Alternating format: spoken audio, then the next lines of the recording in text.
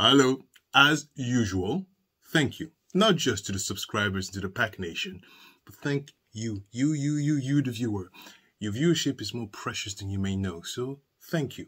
Additionally, this is for anyone who is interested to do more and donate to the channel. In addition to the super thanks and the super like, I have a personal support link to buy me a coffee in the description below. Check it out. But with that being said, just understand, your viewership is precious. Oh, Darrell.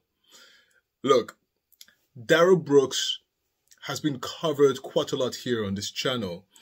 And to be very quite honest, it's been a great time talking about him.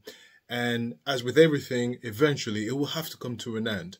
Now, as you know, he's been convicted of this heinous crime that we all have seen him do on TV. So the updates that I have for you is nothing new. I'm sure you've run across it.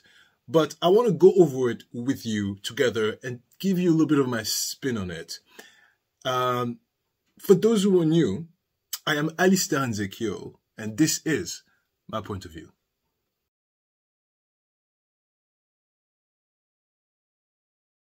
So Darrell had other cases that he was facing, in addition to the one that he was infamous for. And what's very interesting is that, as we all know, he claimed the sovereign citizen defense, and he represented himself. He was a complete buffoon doing that. But what's interesting is that he actually requested lawyers. He actually went with public defenders for his other cases. And it begs the question, why? Why? And so I have my spin on it. But first, let's check this out.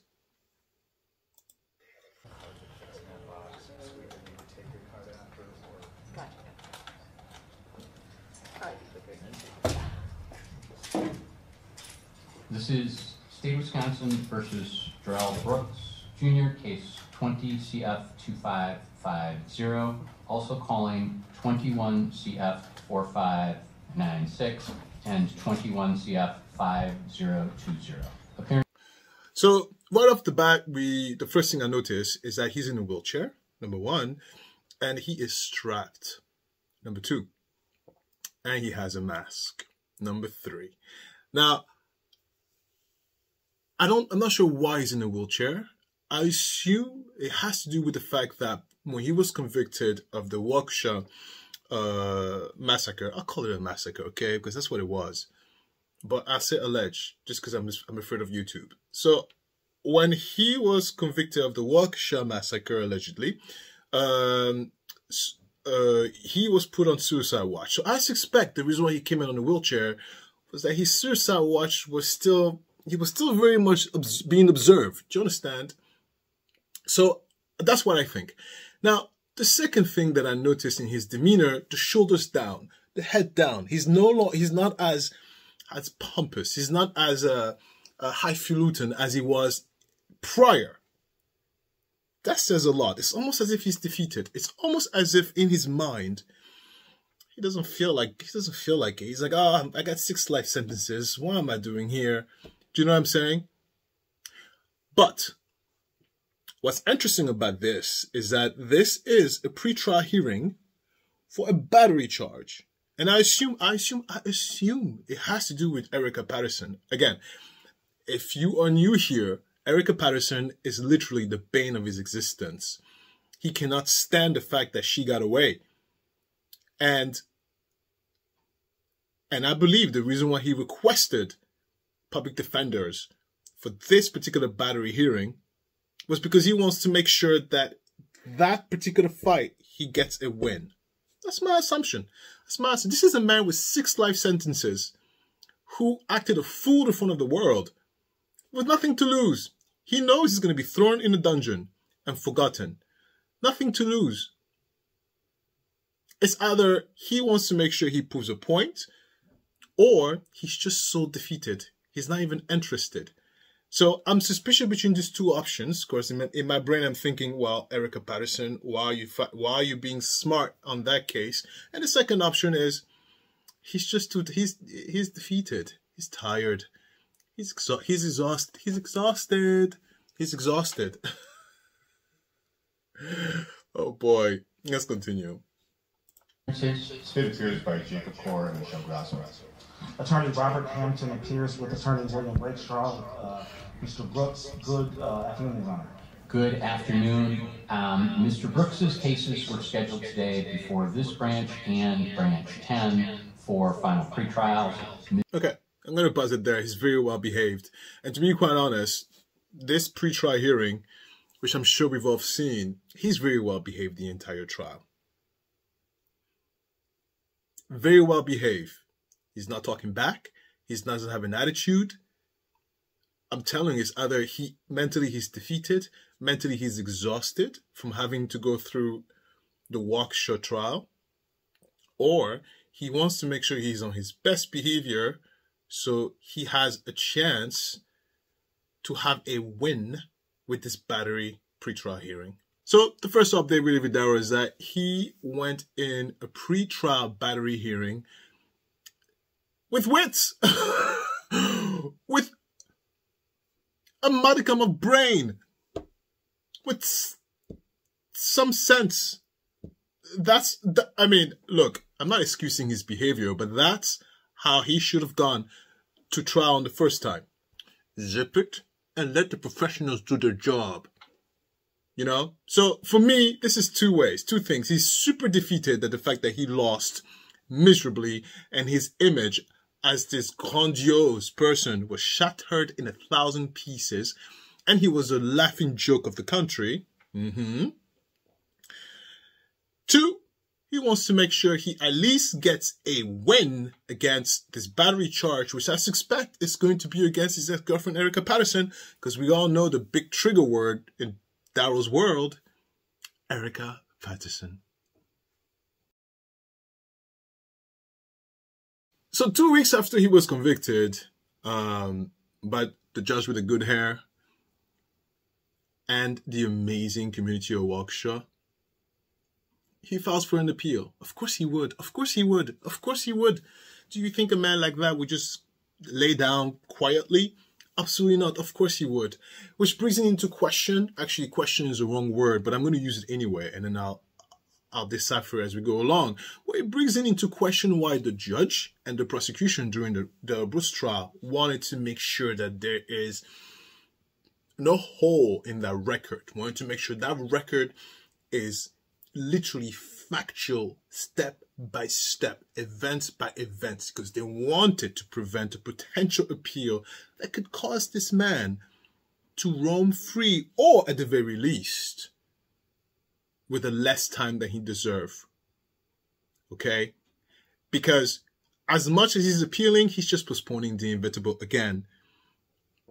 But as much of his appeal is his right as a citizen of the United States, you know, he has the right to appeal. We have to respect that. I'm telling you, criminals are the worst, because they take away your rights to, I don't know, safety, and then they have the audacity to demand rights from themselves. Okay, criminals. If you're a criminal watching me, you're terrible. That's all I have to say. But anyway, so let's look at this video, and I'm gonna point out to you some very interesting things.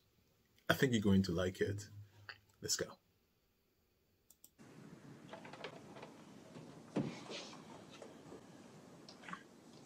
All right, court will call State of Wisconsin versus Darrell Brooks, case number 21. Okay, right off the bat already, I want to point out to you, you can't really see very much because he's behind the chair, but if you just look, as soon as the judge sat down, because you can hear some scuffle of movement, as soon as she sets herself down, he is just...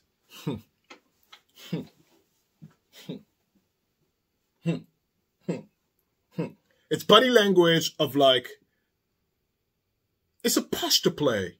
It's a posture. He's still posturing. Listen, I don't know why he's posturing.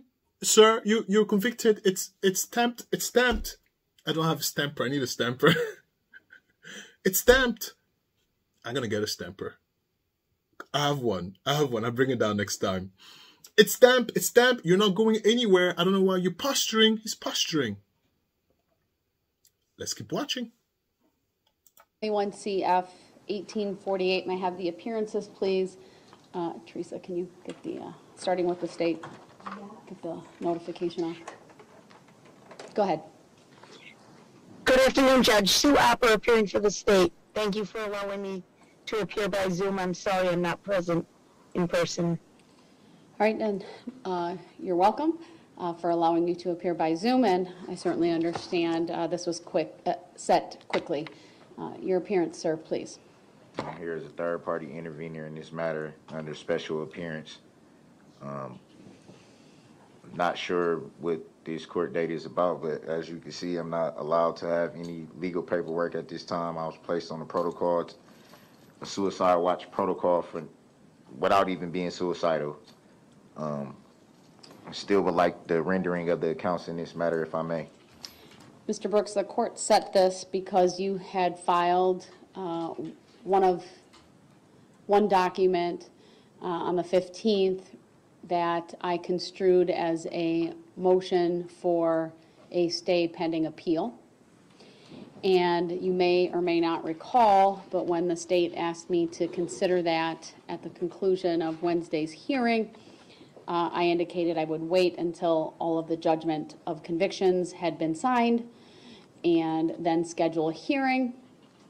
I have signed the judgments of conviction, and because of some of the procedural, if you want to call it that, things that have happened. I know you were taken to Milwaukee for what was supposed to be a jury status hearing on 2 matters.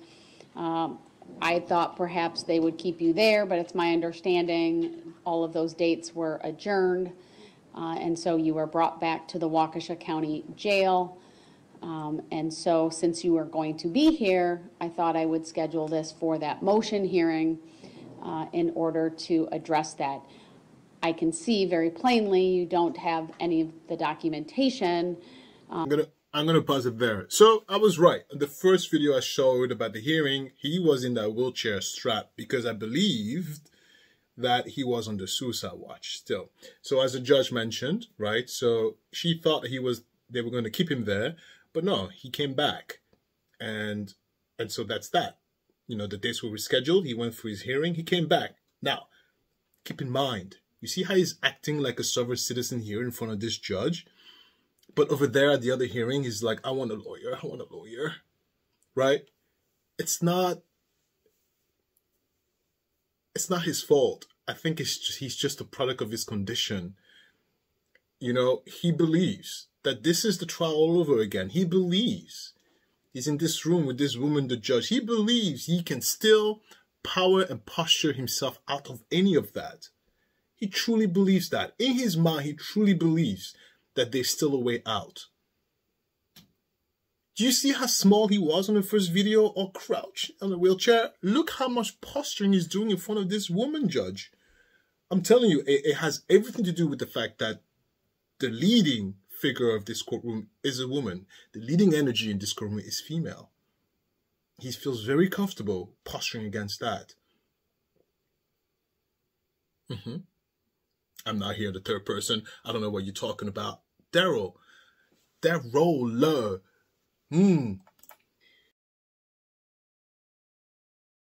In an effort to be fully transparent with you, that one piece of paper apparently did not get scanned into the electronic file, and we're having some trouble finding the paper copy at the moment. And so I don't even have it in front of me. Clearly, you don't have it in front of me. I believe we gave you a copy of you gave us 3 inmate communication forms together. Do you remember that on the 15th? I don't recall giving any ICFs. I recall submitting the notice of right to appeal. So I recall it being 3 inmate communication forms, but I thought they were brought into court. I could be mistaken on that. That was my recollection. One, at least it was received by us on the 15th. One requested a certified copy of the record and waiving fees. Another Look, long story short, he's saying, I don't know what the hell you're talking about. Look, the reason why I stayed as long as I stayed on that part, because the judge is just trying to, you know, gather herself together. Look, she put her hair into a bun. She was like, wait, what are we doing? Is it after lunch? God damn it, it's after lunch. All right. Look, she was in a hurry. She was like, who is it, Darrell, already? Look, the judge is just trying to set the scene. This man is still being combative. I don't remember. Yes, he does remember. He does remember. This is not an amnesianic or amnesic, whatever the word is. It's not an amnesic person. He doesn't have amnesia. Doesn't have dementia. No Alzheimer's. He remembers.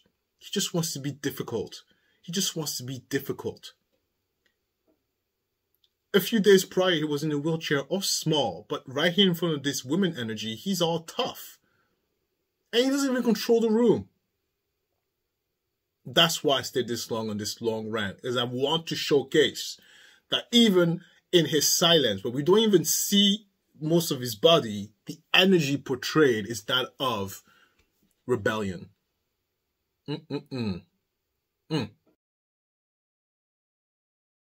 I would rather all the paperwork was all in my legal work, which obviously right now I'm not allowed to have. So That would still be in your cell? no, they took everything out of my cell. I'm not allowed to have anything in my cell. No paperwork, no mail, no hygiene, anything. Do you believe if given access to it, you would be able to identify and find the one piece of paper that I'm talking about? Was that the actual motion? I believe it was a motion for stay pending appeal. Yeah, I'm sure. If I don't see the thing, just so the court is aware, Your Honor, when they strip your cell, because I had so much legal work, they kind of just put them in like boxes, and I'm not sure where they take them. I don't know if they take them to property, or I don't know if they keep them close. That part I don't know, but they kind of just put everything together. So I would need some time to actually shift through to see what's in the place, if that helps. I totally. Okay, as you see, he is gathering sympathy. Again, he's portraying this image of him as a victim. And let me tell you why I say that. He mentions earlier that, you know, quote, I don't know why I'm put on suicide watch. And then he brings it up again at that moment, that I don't have any hygiene, I don't have anything, I don't have my duck, I don't have anything at all, I don't understand. At the end of this video, I'll point out to you why he was put on suicide watch, because that's important. But again, there's a story spin going on. He's gathering sympathy. He's trying to say to the judge, like, look what they are doing to me. I don't even have anything of hygiene. Yeah, you're on suicide watch. Yes, there's a reason for that. And there is a reason for that, by the way. I'll point that out later. But I want you to pay attention to the mask. Part of the reason why I stopped this is because I want you to pay attention to the mask. Because the mask is on. It's been on for at least a total of roughly about 6 minutes as he's talking here to the judge.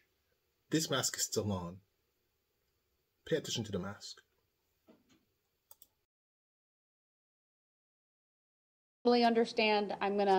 I'll be in communication with the jail officials and let them know I need you to have access to the legal documents that were taken from your cell so that you can locate this form and have it refiled with the court in the event we're not able to find it. I apologize for that. If you were to see everything that I normally have up here, and certainly at the conclusion of a month-long trial, I have a lot of paperwork. Yes. I'm still looking through my notes. I haven't found it yet. Again, I think it's just because we're under the gun to find it. We're not.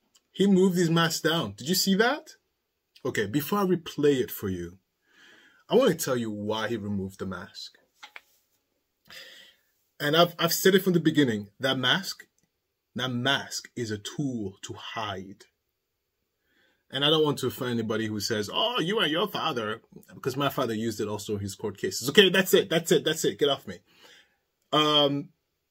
So the moment he removed his mask, it's very specific. It's at a point where the judge agrees with him. The point where the judge agrees with his conviction, whatever it might think. The point where the judge actually shows a sign of compassion and empathy. They see that as weakness. And therefore, he feels comfortable enough to show what he wants to show. But he wants to lean into that sweetness and make it even sweeter. Before I play the replay, I want you to notice about how he's like, yeah. All that agreements, that jolly, it's almost puerile. I don't know if that's the word in English, but in French, puéril, it's like infantile.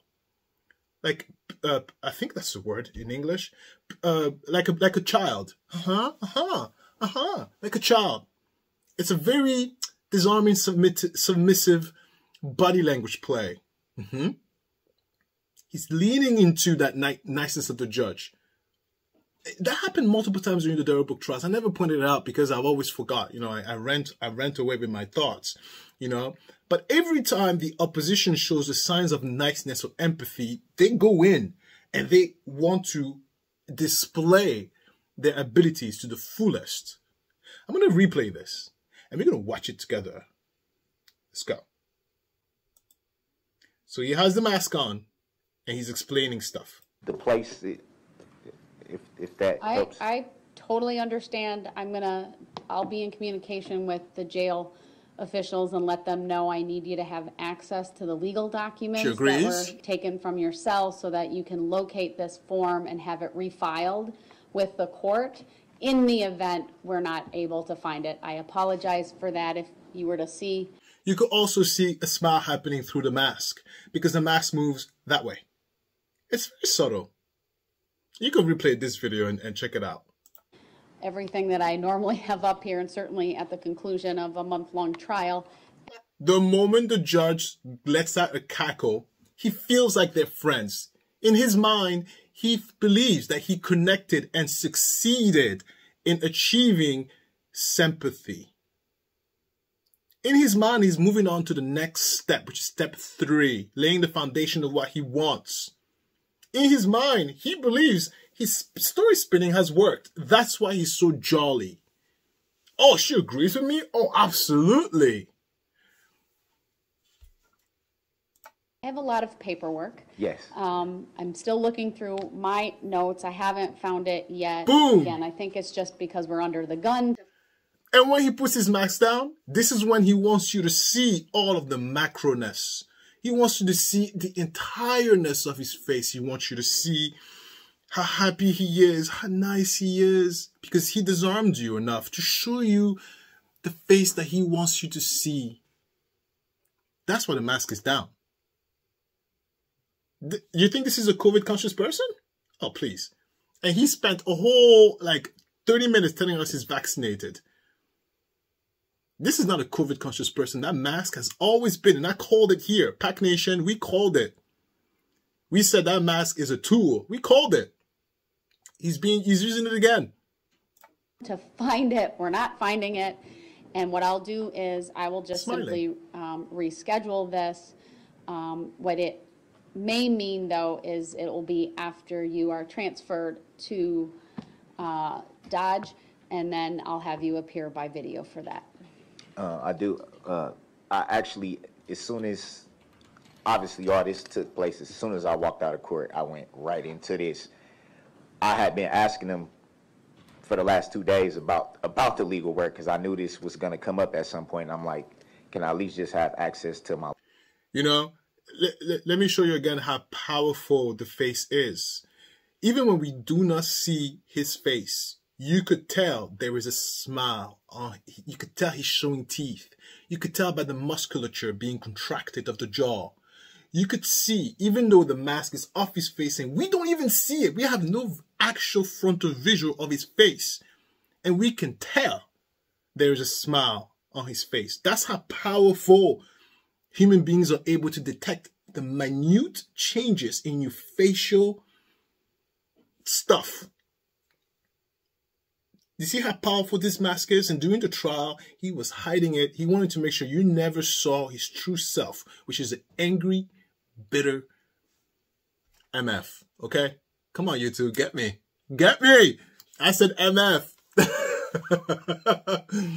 Legal paperwork. I'm not asking for anything else, just that part of it. And it's kind of just like the whole runaround thing. Like, I don't know if I will be in communication with them. I obviously don't know all of their procedures and protocols, and I want to be mindful.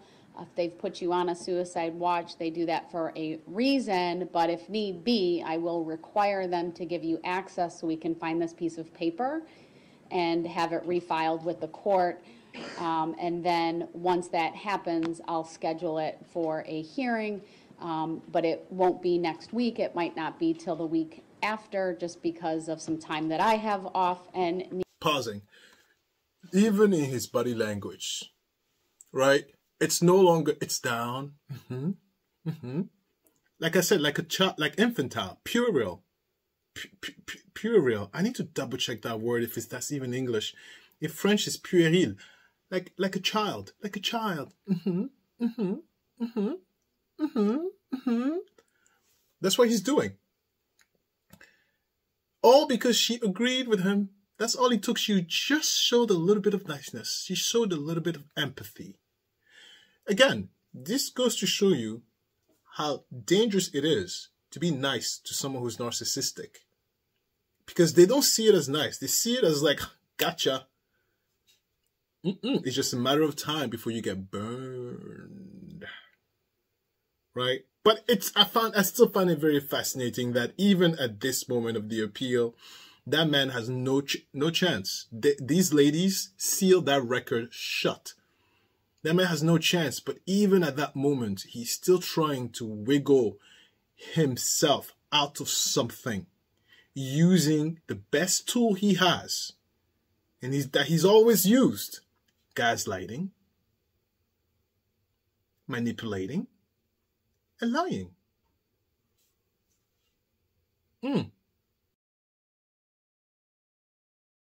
Now, I want you to look at this next part, because I remember this 5 steps for a narcissist to ask you a question, right? The first step is he lays an exit strategy. It's not what you think. Don't take it that way. It's not really what I meant. Just in case, I'm not sure how you're going to take it. Anyway, I can go on and on. They lay an exit strategy. The second step is they gather sympathy. They gather sympathy. They do not move from that step unless they are certain that they have wore you down, until they are certain that you are completely disarmed and you don't see it coming. Third step is when they lay the foundation for their answer. For their question, I'm sorry. Right? The fourth step, they're going to try to make sure you understand that they're still gathering sympathy. They go in to disarm you further. And then they ask the question. So right now we are on step 4. And look, the question, it doesn't have to be a question. It's whatever the narcissists want. They go through 5 steps. This right here, we're on step 4. The judge showed niceness. He got confirmed. Oh, okay, I got enough sympathy. He laid out the foundation of what he wanted. He wants his stuff. Okay? Or whatever. Or whatever he wants. From right in this appeal, he wants his stuff. He wants access to his stuff. He doesn't want to be on suicide watch. Then, now next step, he's going to gather more sympathy. Let's check this out. Let's check this out. Make sure everyone has copies of it. Just so the record's clear too, Your Honor. They said this was procedural protocol. It wasn't because I demonstrated any suicidal behaviors or even said it. I was told it was just protocol. So it wasn't because I said anything or exhibited any behaviors that would make them think I was suicidal in any way. I was told it was just protocol. Understood. All right, so I'm not going to hold up any transport. Look, the judge understood. Darrell just doesn't control that. Do you see?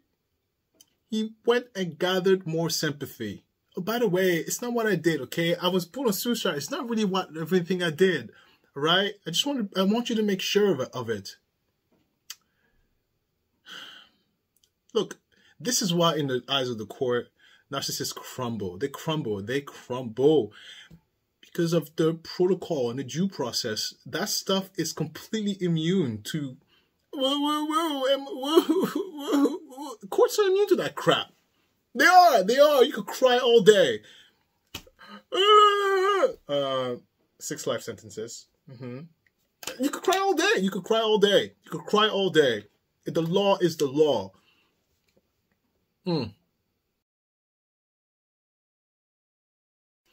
Now, the part that is absolutely amazing to me, that Darrell Brooks never ceases to amaze me, is how he addresses the great attorney Hopper. I say it like that because in one of my videos I said Hopper, and people were like, "It's not Attorney Hopper. Are you out of your mind, Alistair?" Look, this is where maybe I'll educate you, viewer, on something. You know, when English is your second language, you know, when I speak English, my tongue is not used to that. So a lot of the times when I speak, it's a lot of work. It's a lot of work. And so as I'm talking a lot, sometimes the muscles in my mouth get tired. And sometimes it doesn't come out the way I want it to come out. So as the day progresses and as I talk a lot and I get tired, everything becomes a mess. That's it. So no, I knew it was the attorney Hopper. But at that particular day when I recorded, it just came out Hopper. That's it. I wasn't being rude. I can't help it. I cannot help it. I can't help it. I can't help it. I am a foreigner. I can't help it. Okay, let's look at this mess. Attorney Hopper is right about that. From my understanding, I was told you have to go through an intake process when you're don't have access to certain things. I guess I won't know for sure until I'm actually there. But to my understanding, that is the process. Why don't I do this? Once we get the paperwork that we need that's in your property inventory, presuming that's where it is, and I'm able to set the motion, I'll make sure that when we send a notice of hearing that all of these documents I've just talked about are copied and sent with it. It would be my hope and expectation that might get to you because it's being sent from the court. And then we'll go from there. And if I'm not in possession of anything, should I just let you know that if it's anything that I may be missing at the time of the hearing? Would it be okay to let you know what I have and don't have? I think that would be fair. Yes. Thank you, Your Honor. As you look how nice he is. Hold on, I didn't get to Attorney Hopper yet. No, but look how nice he is. Polite, considerate. You would never known this is a murderer. I can say that, YouTube, because he was convicted. He's a murderer. Murderer. consider the issue, which is a motion for stay pending appeal, I would direct your attention to Wisconsin State Statute 808.07. And there's case law that supports that, but it's the factors the court must consider for a motion for stay pending appeal. 808.07. 808.07? Yes. Will I be able to look that up, considering that I don't have anything right now? I'll include that in the cover letter. Look how much joking he is, right?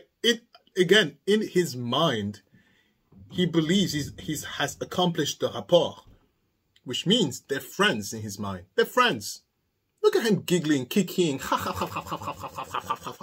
Darrell, this is not your friend. That's Judge Darrell. No, listen.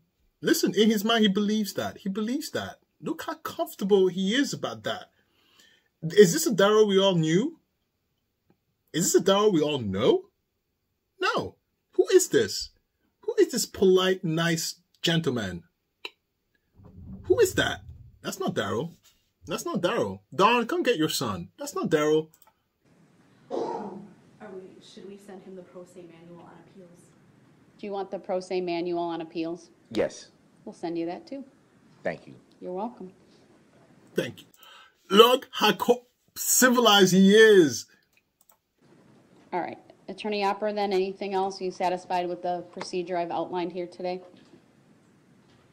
I am, Judge. I just wanted the record to reflect we did comply with victim rights notification.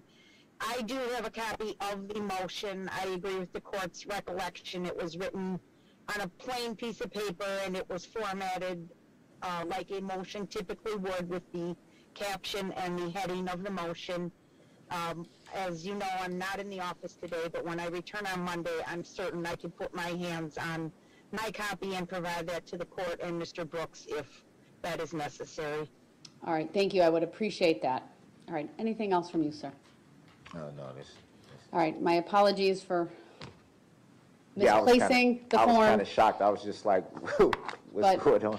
That's okay. I wanted to try to address an issue that you raised, but Okay.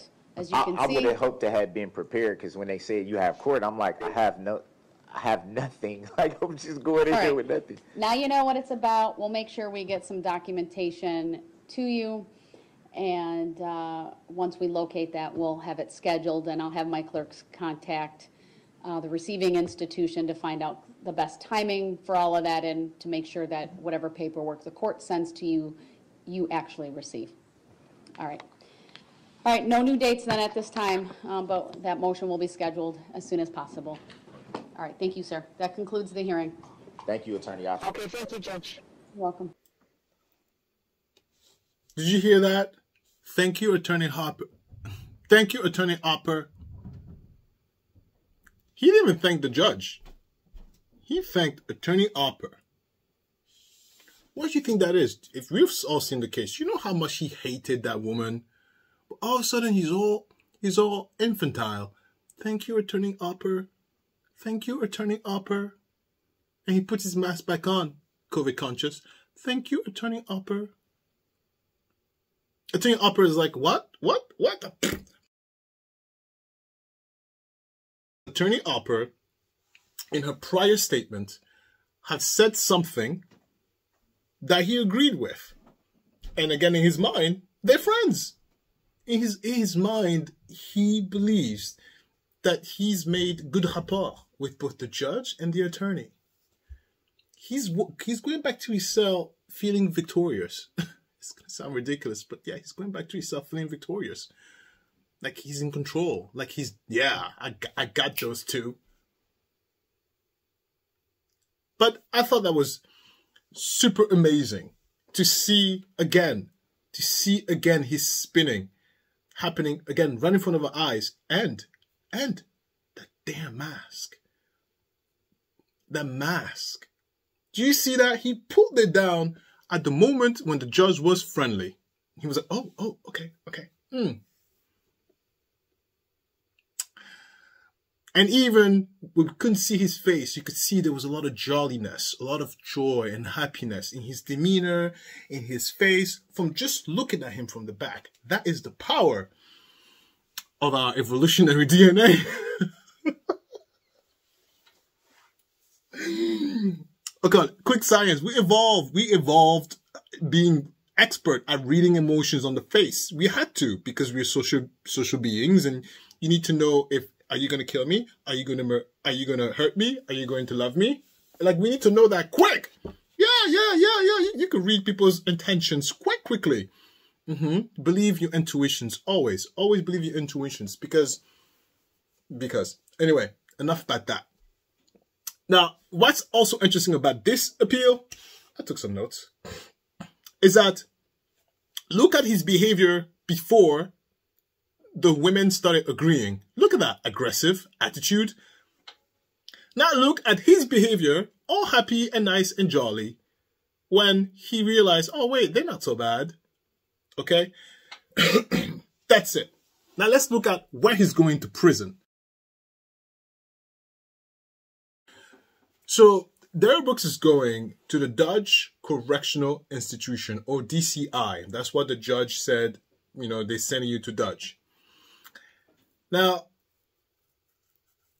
the reason why he was put on suicide watch, and so it will make all sense, that's just protocol. It doesn't have to be something he's done. It doesn't have to be something he said. It doesn't have to be anything. He could have just easily like fallen asleep after the trial and they would still put him into a suicide watch.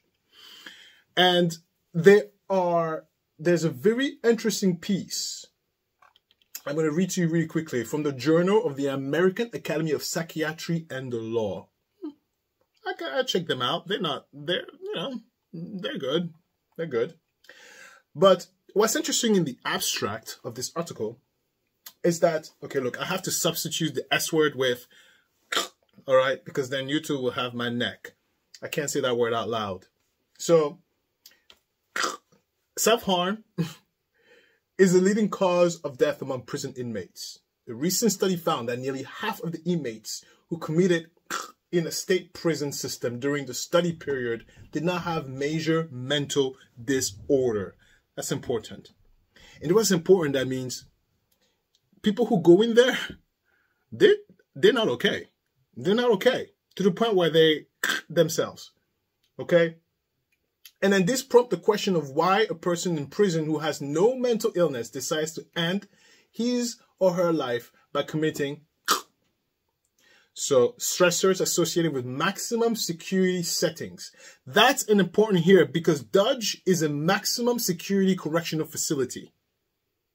Okay, operated by Wisconsin tax dollars and our tax dollars. But did you read? I can read that again for you really quickly. Okay. So stressors associated with maximum security settings that may contribute to the high incidence of found in segregated housing units.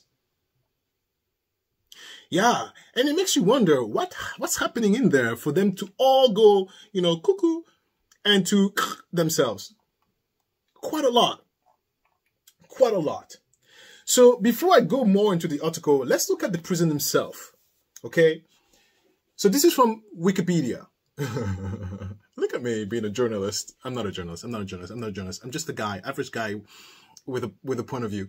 Look, Dodge Correctional Institution is an adult male maximum security correctional facility operated by, I told you, Wisconsin, blah, blah, blah, blah, blah, blah, blah. Okay? Now, they have notable current and former inmates. As we all know, Darrell Brooks Jr. Okay? Now, there are some people up here who are insane, okay? Let me tell you something. What? Chandler Halderson, convicted of murdering and dismembering his parents. What? Chris Watts, oh, we all know him. Horrible person. Anyway, look, I'm not going to go through all the list, but the ones that we know, at least for me, stops at Chris Watts. So Darrell's going to be with some serious cuckoo people. Now look, Darrell Brooks is going to be waiting there with some serious criminals until his appeal is over. And that might take a very long time. So as much as we might be annoyed that he's appealing, he has no idea that he's going to be stuck in there with these other monsters in that fish tank, awaiting his appeal that's going to be denied. Now, what's maximum security? Well, let's look. Again, according to the Journal of the American Academy of Psychiatry and the Law. Okay. The main thing with maximum security is the life in segregation. The penitentiary, ooh, that's a hard word to say. The penitentiary, wow. Okay. Penitentiary. The penitentiary concept was first implemented in Philadelphia in the early 19th century. The Philadelphia model of incarceration established a policy of solitary confinement where theoretically an inmate will reform through making penance in isolation. Foucault explained this proposed mechanism of reform in his examination of the development of the modern prison system. In absolute isolation, as at Philadelphia, the rehabilitation of the criminal is expected not of the application of a common law, but of the relation of the individual to his own conscience and to what may enlighten him from within. Alone in his cell, the convict is handed over to himself in the silence of his passions and of the world that surrounds him. He descends into his conscience, he questions it and feels awakening within him the moral feeling that never entirely perishes in the heart of a man. That's life is segregation, and maximum security prison love that. They love that. That's all they do all day, every day. That's all they do. They just sit there and stare at the wall in their thoughts. Now, look, as a human being, I can tell you right now, that's not great. Now, as a citizen of the world, yeah, put those monsters in there. Yeah, look, I don't agree. I think even though they are monsters, they should still be treated with some sort of humanity. I do agree that. I do agree. Look, I agree with that. Now, I don't like any of them enough to fight it. So if that's what happens to them, perfect. That's what happens to them. Stare at the wall and think about your penance. That's what life is segregation is. And that's why a lot of happens over there in maximum security prison, because all they do is stare at the wall. I told you we're social beings. We need to see faces. And the worst thing for a narcissist is to be thrown in a dungeon and throw away the key. He mentioned that during the sentencing. He told the judge, "Oh, I don't want to be thrown away and forgotten about." No, Darrell, this is exactly what's happening to you. You are being thrown away, and the key is being thrown out the window into the pit of acid. And the locksmith, it's been run off somewhere. No. Yes, I can tell you that right now. This is why I wouldn't be able to do. Look, if they say, "Alistair, you go into prison," I will faint. I will faint. I think the watch is completely reasonable. I would need to be put on that watch because I don't know if I can handle all that. And I will not do good in prison. I will not do good. I can't fight. No, I can't fight. But I'm civilized. You know what? The more you look at the extension and the retractions of the case in Darrell Brooks and everything in his vicinity, it doesn't move far. It doesn't move so far from the fact that he's going to be put away in a dungeon with the key thrown out off the balcony into the swamp, burning acid. No matter how you kind of look at it, it doesn't move away that far from that. And so as a final thought, Darrell is just flailing, looking for anything he can grab on. He doesn't have any control and he is being dragged. He's being pulled away in a box and they are closing the door. Literally. Actually, this is a literal box. Maximum security correctional facility. That's what segregation is. Darrell, go over there and close the door behind you. That's what it is. That's what it is. That's literally what he's going to be doing for the rest of his life. Because if you think they're going to move him from a maximum security correctional facility, and then because his appeal is going to fail, they're going to move him to a relaxed jail, you must be out your mind. No, they're going to put him to even more maximum security or the same. So his life, it's going to be what it's going to be.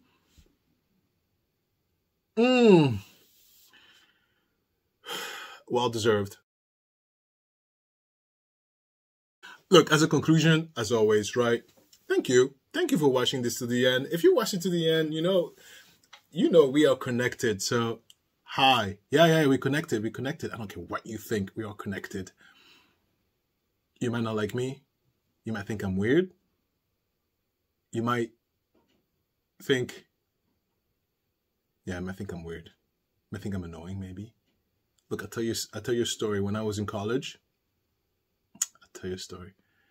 When I first started college, I forgot the year. Wow, Alistair, really? I graduated in 2009. So, -4. You did the math. Now, really? I don't remember. Anyway, it doesn't matter. When I started college, you know, you go to college, you don't have any friends. My accent was thicker than it is now. And people always commented on it. They did. Kids are idiots. They did. And I don't have any friends. Look, I have no problem making friends because I don't. And look, I'm not shy, but I like company. So my roommates at the time, you know, he goes out and I'm a partier, but I'm not a big partier. I party with purpose. Okay. So, and I do my homework first. I do my papers. I do all my stuff, and then I go to a party. Okay. I do my work first, and then I party. So, you know, as a college kid, that isn't quite the same. I've always been like that. So, you know, my roommates were partying a lot more than doing school, and I had a molecular biology major, and that's hard. So I was studying first and then partying. I didn't like the frat situation that much, just because I don't like beer. Oh my God. Oh my God, I was there. Okay, now look. I'm almost done. Stay, I'm almost done. So, so one day, you know, I was like, oh man, I'm really bored. I was in my room and I was just bored. You know, when you get bored, you get hungry. So I'm like, I'm going to go to the dining hall. And, you know, I was a science student, and I was, not to toot my own horn, but I made it to a special program at the university. So we had our own building. You know, we were the brilliant science people. So we had our own little building, and everybody there. Anyway, so I was bored. There was nobody in the building. There was no one in the building. No one. There was no one. It's a campus where people go home on the weekend, and I didn't want to go home. Please, I see enough of my parents. I don't want to go home. So I get bored. It's a Saturday. I walk over to the dining hall, and full. I didn't know anybody. I grab my plate, and I swear it was completely random. I was like, I grab my plate and I go, this one. I went to the first table I saw with someone sitting with enough room on the table. It was a group of 4 people. And the table was, 3 people. Sorry. And the table was big enough for 4. There was an empty chair. I walked over and I sat down, okay? And these people, they looked at me like I was crazy because they were having a conversation. I sat down, I said, hi guys. And I lay down and I said, hi, I'm Alistair. And they looked at me, look, their faces, they were like this. Hi. yeah. And I was like, what's going on? What's your major? Molecular bio, what's yours? Blah, blah, blah. And we just chatted all afternoon. Because they had class. They were on campus because they had class on the weekend. And we chatted, and you know what? They ended up being great friends of mine. I'm still in touch with them to today, but I tell that story all the time because, yeah. Why did I tell that story? I have no idea. Anyway, that's it. Bye. Like, subscribe. I see you next time. You're amazing. That's what I gotta say.